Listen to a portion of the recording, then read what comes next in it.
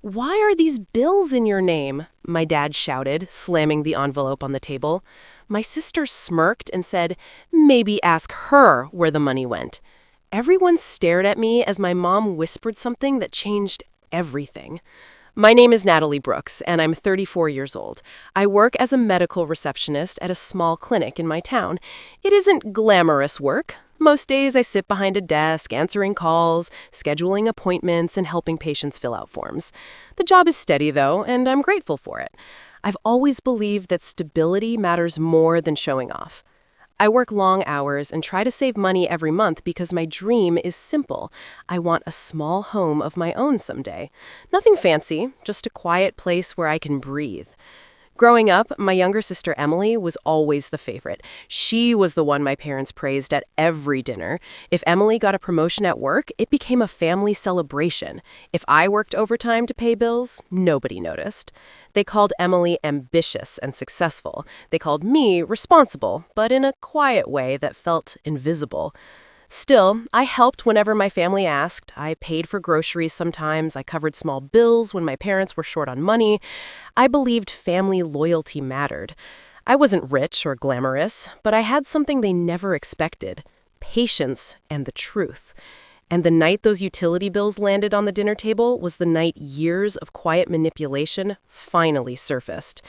If you've ever been the person in your family who quietly helps everyone while nobody really appreciates it, then you probably understand what that feels like. I know that feeling very well. Before I go deeper into this story, consider subscribing to this channel. I read the comments and I want to hear your experiences too. If you face something similar, tell me below. And if you want to support stories like this, give the video a like or click hype so more people can find it today. That night started like any normal dinner. The smell of roasted chicken filled the kitchen, and the sound of plates touching the table echoed softly. I remember thinking the evening felt peaceful for once. Then Emily walked in carrying a stack of envelopes. "Dad," she said, dropping them onto the table, "these came in the mail." My dad frowned and opened one. His face changed almost instantly. "What is this?" he snapped. He pulled out another envelope. Electricity bill, water bill, internet bill, all overdue. Then he turned the papers toward me. "Why are these in your name, Natalie?" I blinked. "What?" Emily folded her arms. "That's what I said. The accounts show Natalie's name." "That's impossible," I said quietly. "I never signed up for those."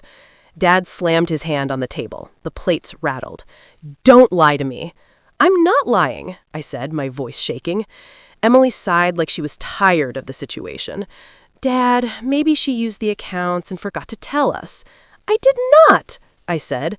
Mom sat quietly at the end of the table. Her fingers twisted a napkin nervously.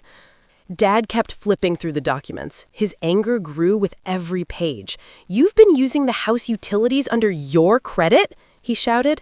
"That's not true." Emily shook her head sadly. "I didn't want to say anything, but I saw the notices weeks ago." "You saw them and didn't tell me?" Dad barked. "I didn't want to cause trouble." I felt my chest tighten. They were setting me up. Dad stood up so quickly his chair scraped the floor.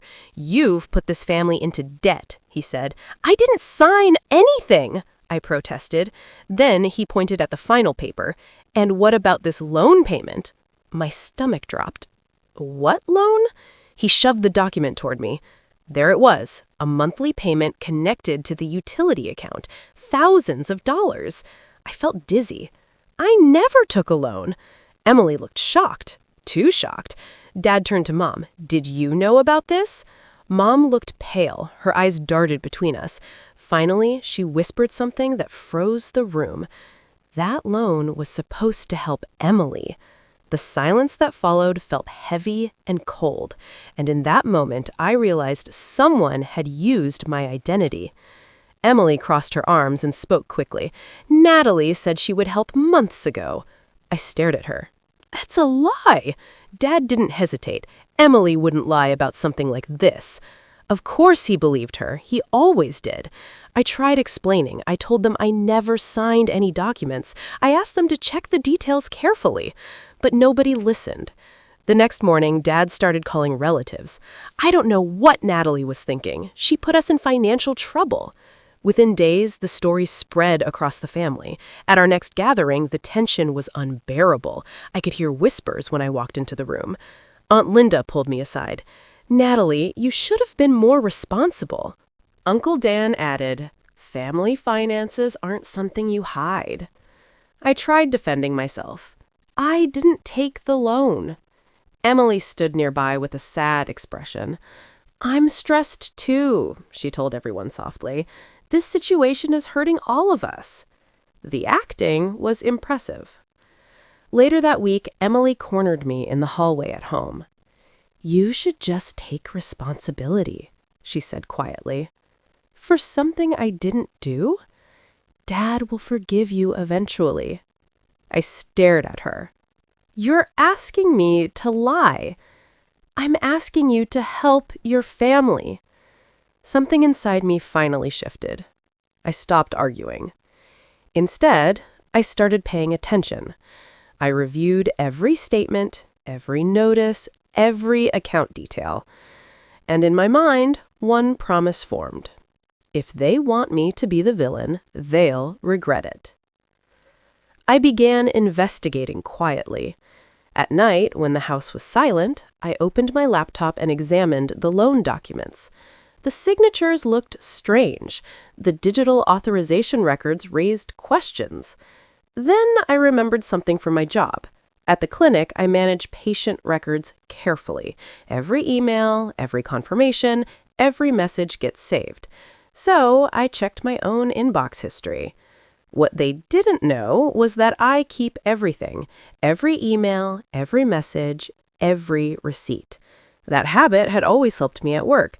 Now it was helping me uncover the truth. Buried in an email folder, I found something interesting. Messages between Emily and Mom. My heart pounded as I read them. "Use Natalie's credit," one email said. "She won't notice." Another message discussed setting up the utility account under my name. My hands trembled. Then I found voice messages that Emily accidentally sent to my phone weeks earlier. She must have thought she was sending them to Mom. "Don't worry," Emily's voice said in the recording. "Natalie never checks these things." I sat there in the quiet glow of my laptop screen. They thought I was powerless, but the truth was already sitting in a folder on my computer. Still, I didn't confront them. Not yet. Instead, I waited. Because the truth is strongest when everyone is forced to see it.